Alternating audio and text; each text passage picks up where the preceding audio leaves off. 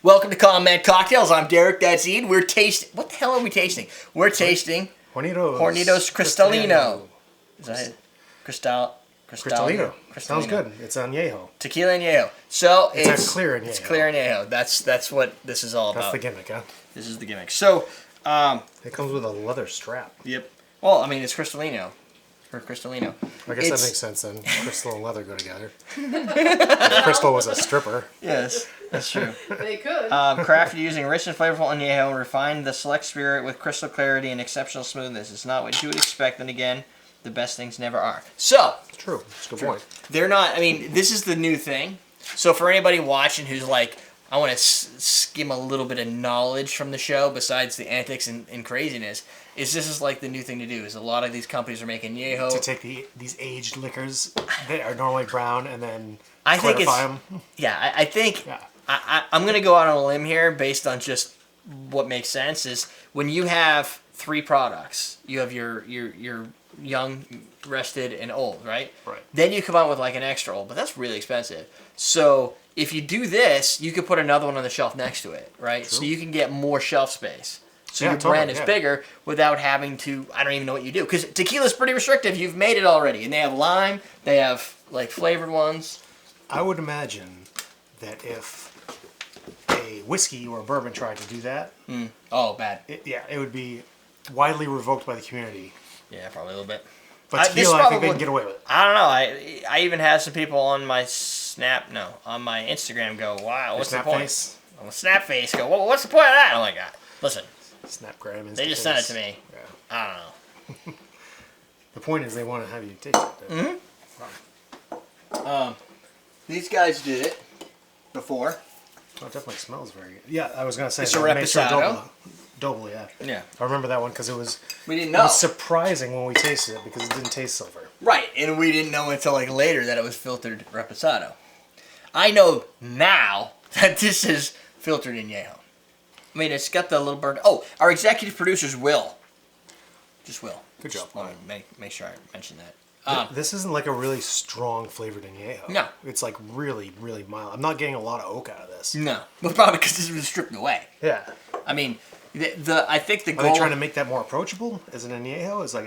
Añejo's pretty freaking approachable. Well, I mean, like for people who like their silvers and their blancos, I mean, even going to a repo is a bit of a stretch. You know what I mean? If they're not into the oaky aged flavors. Well, and this kind of takes that away. Psychologically wise, psychologically, I don't think you need wise, is the silver makes it look like it's going to be a regular silver, right? And a lot of people get silver because it's not very intimidating. You kind of know what to expect if you've had Hornitos before. That's what you expect. You get a clear tequila, yeah. This is like my Blanco, only like 10 times better. Well, yes. Yeah. And it's probably not that much more. I don't know what it costs. So for people who don't know they might like an añejo or a repo, this might be a good, like, we're going to sneak in the back door. Right. Like tequila would do. Right. And, surprise you. With a donkey punch?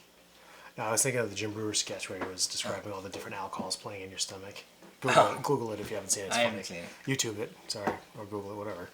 But tequila invites all his friends in the back and get rowdy and get tossed out the front. Makes sense. Yeah. It's still got a lot of flavor to it. Like, it's a flavorful... It does, but it's not as much as I expect when you say añejo. No, the one thing that...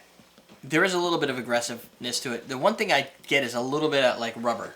Like, a little bit of that tyree, which you get out of some tequilas, like the Patrons, you get it out of. But Patron is a little bit overwhelming in that because it doesn't have any other flavor to go on. It's not exactly the selling tasting point. No. It tastes like tire rubber and... burning in the fields. Shoe leather. Yeah. It does have a little caramel sweetness to it. It's a little candy-like. But it still has that smooth, and I just don't know what to compare it to. Like, so for those who are like, well, what the hell is it, an añejo mean anyway? It's almost got like on the mid back of your tongue, there's like an anise flavor or something. Yeah, that lingers. Like it's black licorice. Yeah. So typically, I never remember exactly what the cutoff points are, but like Blanco is not rested in oak. If it is, it's like a week. Yeah. And they still filter it down. Repo's like up to 6 months. 3 to 6 months, something like that. And Añejo's up to 18 or something. Yeah, Añejo's 18 plus, I guess. It's not nearly as much as you'd think for like a whiskey or a Scotch. Because if you think aging, most people think Scotch. 25 years, yeah, 8 years. That's the Balvenie 12. That's the Balvenie 18. Right, and 12 is like the beginning. 15. 10 is like the rot gut. Right. This is like not even close. So when you talk about tequila being aged for a couple of years. Same with rum. I mean, it's a... And the thing is... environmental thing. And we've seen this as well, but like with tequila specifically, if you take the tequila after you distill it and you rest it in steel casks, it's still going to change flavor as it's been rested for like 2 weeks. Right. Well, anytime you introduce oxygen to anything, just by transferring it from the into one distillation device into the aging device, you're oxidizing unless you have a very closed loop system, right? So right, and that's not any good. You want some of that, right? So it breathes and gets out the flavor. But this is gonna probably be, I'm gonna say 18 months or so, whatever. Maybe that's probably their cutoff because it's Hornitos. They're not like the top of the line, super expensive stuff. They don't let this shit sit for years if they don't have to.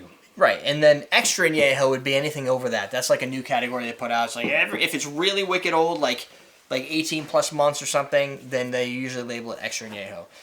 At the end of the day, you're drinking an aged spirit that's been clarified. You could just drink the regular stuff. Extra añejo, extra dinero. Extra dinero. It's like Robert De Niro, but more of them. Yeah. Yeah, like 5 Robert De Niros. Yeah, that's exactly what I'm talking about. Yeah. I'm glad you picked up on that. Yeah. So there you go. If you'd like to try some, it's called Hornitos Cristalino and Tequila Añejo, Hencho in Mexico.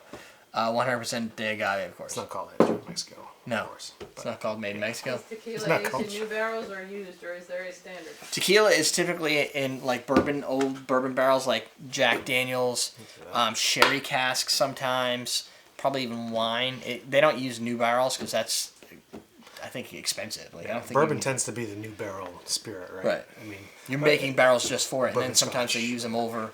I think they'll also take the barrels, at least in bourbon, and then they'll rotate them. So you'll get fresh barrels, but then the new stuff goes in the old barrels after so much time, and it gets kind of... It's very formulaic. Yeah, it's when it comes to the barreling of these things. Right, and every one of them is going to be slightly different. Like, you use one type of barrel versus another type, a different one, a used one, a new one. Right. It's completely different flavor. Totally. So it's part of the secret recipe. If it's used, you got to know what was in it before because it's going to get flavors from whatever... It's going to impart flavors from its previous resting. Correct. Yeah. That's why you like a sherry cask rum, which has the sherry cask. Totally, yeah. And it's cool. Yeah. So there you go. Hopefully we answered your questions. Hopefully we answered some you didn't even have. Yeah, like, what the heck is Cristalino? Even better. Hopefully we made you ask more questions that you can look up and ask us later. And you can write them in the comments below because Jarek will answer them. Sidebar for more videos. Down below, I don't remember what's there. It's ostrichrace.com. I do have a coupon code. I just don't have it there yet. Okay. Then I can't read it off there. No. Go to Awesome Drinks for all your good gear. Yes! Because we're teaching you how to drink.